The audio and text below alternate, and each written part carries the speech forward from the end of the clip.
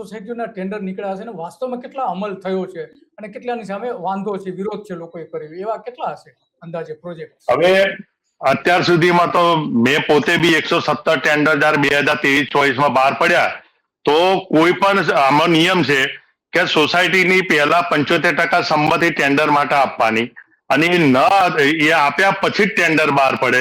જ્યારે 117 સોસાયટીનું એક સાથે ટેન્ડર આખા ગુજરાતમાં બહાર પાડ્યું, કોઈ જગ્યાએ સંમતિ કોઈની લીધી જ નહીં, સીધા જર્જરિત જાહેર કર્યા. આ જર્જરિત માટે પછી આરટીઆઈ કરી મ્યુનિસિપાલિટીમાં, તો મ્યુનિસિપાલિટીએ કે માહિતી આયોગમાં એવું કીધું કે અમે તો કોઈ કશું તપાસ નહીં કરતા, કોઈ લેટર કોઈ ટેસ્ટિંગ નહીં કરતા, અમે તો એમનામાં જ જર્જરિત જાહેર કરી દઈએ. તો આ એક મોટું સ્કેમ્પ જ છે, આનાથી મોટું કોઈ આ કૌભાંડ જ છે, અને એક બે નહીં હજારો કરોડનું કૌભાંડ છે.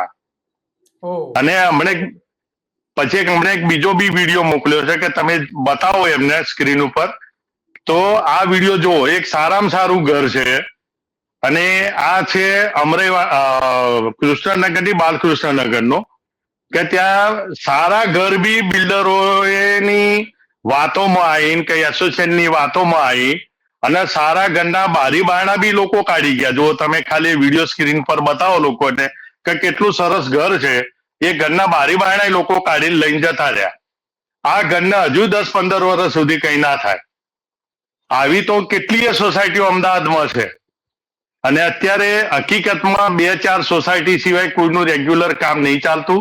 દરેક સોસાયટીઓમાં વાદ વિવાદ છે, અને જ્યાં વાદ વિવાદ નથી ત્યાં બિલ્ડરોએ અને હાઉસિંગ બોર્ડના અધિકારીઓએ સામદામ ભેટ દંડથી કબજા બી લીધા છે, ત્યાં કામ ચાલુ બી કરેલું છે. નહીં થયું એવું નહીં.